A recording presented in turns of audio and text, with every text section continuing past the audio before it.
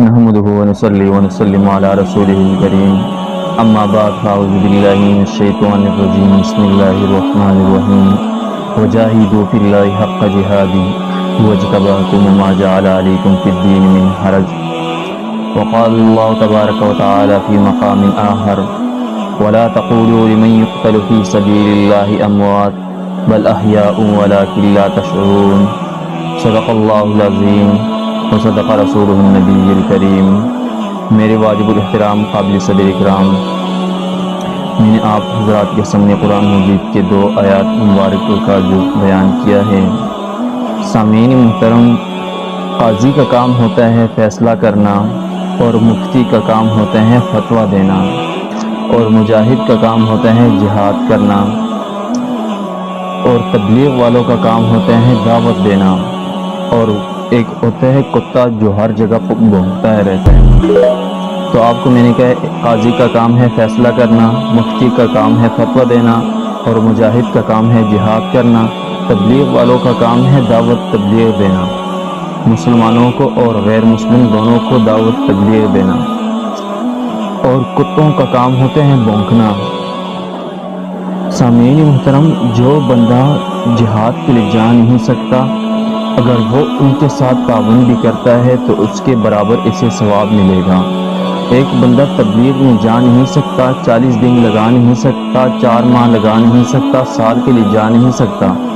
لیکن اگر وہ ان کے ساتھ تعاون کرتا ہے، ان کی ہیلپ کرتا ہے، ان کی رہنمائی کرتا ہے تو اس کے برابر اسے ثواب ملے گا۔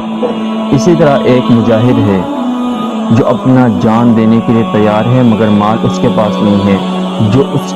کو مال دینے کے لیے تیار ہے جتنا ثواب اپنی جو جان دیتا ہے اسے ہوگا، جو مال دے گا اسے بھی اتنے ہی ثواب ملے گا۔ آج اگر دیکھیں، پہلے سب حضرات یہ کہتے تھے علماء اور مفتیان اکرام فتویٰ نہیں دیتے، فلسطین کا جہاد ہے، یہ ہے وہ ہے، لیکن جب حضرت علامہ مولانا مفتی تقی عثمانی صاحب نے جہاد کا فتویٰ دے دیا کہ جہاد فرض عین ہے مسلم ممالک پر، تو سب کتوں نے، اسرائیل کے ایجنٹوں نے بھونکنا شروع کر دیا کہ مفتی صاحب اپنے گھر سے شروع کرے۔ مفتی کا کام ہوتے ہے فتویٰ دینا، قاضی کا کام ہے فیصلے کرنا، مجاہد کا کام ہے جہاد کرنا۔ اگر آپ کے اندر غیرت نہیں ہے تو کم سے کم علماء پر بھونکا نہ کرے، کیونکہ فتاوی عزیزیہ مولانا صاحب نے لکھا ہوا ہے فتاوی عزیزیہ کے اندر کہ احانت العلماء کفر، علماء کی توہین کرنا، علماء کو برا بلا کہنا کفر ہے۔ اور شیخ الاسلام مفتی تقی صاحب نے فرمایا جو علماء پر بھونکتے ہیں وہ اپنا نکاح تازہ کرائیں۔ آج اگر دیکھا جائے میڈیا پر تو سب حضرات اکثریت علماء پر بھونک رہے ہیں۔ سب حضرات سے میری التجا ہے کہ اپنے زبانوں کو تالا لگاؤ، اگر جہاد نہیں کر سکتے اپنے زبانوں کو تالا خرید کر لگا دو۔ آج کتنے دن ہو چکے ہیں مسلمانوں پر ظلم کی انتہا ہو چکی ہے، اور تمہارے غیرت اس حد تک پہنچی ہے کہ ہو جا بھی نہیں سکتے اور علماء پر بھونکتے بھی ہو۔ تمہیں اس حد تک شرم نہیں آتی کہ جب پیدا ہوتے ہو تب بھی علماء کو بلاتے ہو، قاری قراء کو بلاتے ہو، اور جب مردار ہوتے ہو مرتے ہو تو اس وقت بھی عالم دین کو بلاتے ہو جنازہ پڑھاؤ۔ تمہیں شرم نہیں آتی، تم علماء پر بھونکتے ہو۔ سب حضرات سے میری التجا ہے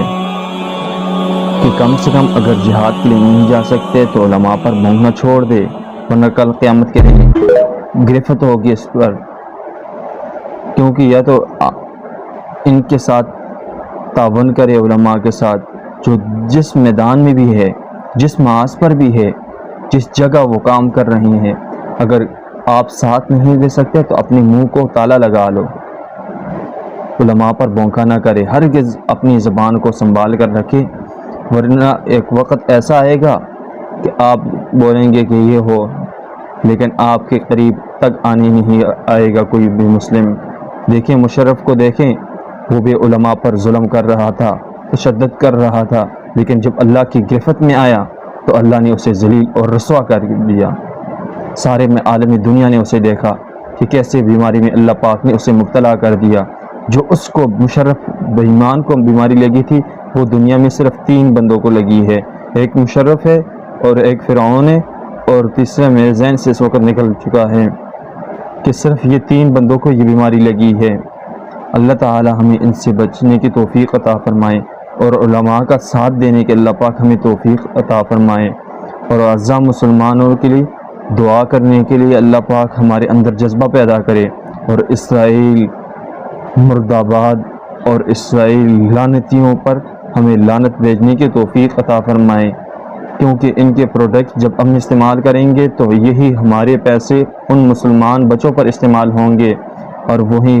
کل ہماری گرفت پہ آئیں گے کہ یہی مسلمان ہمارے لیے یہی چیزیں ان کے استعمال کرتے تھے، اور ان کے پیسے ہمارے خلاف استعمال ہو رہے ہیں۔ تو اللہ پاک سے دعا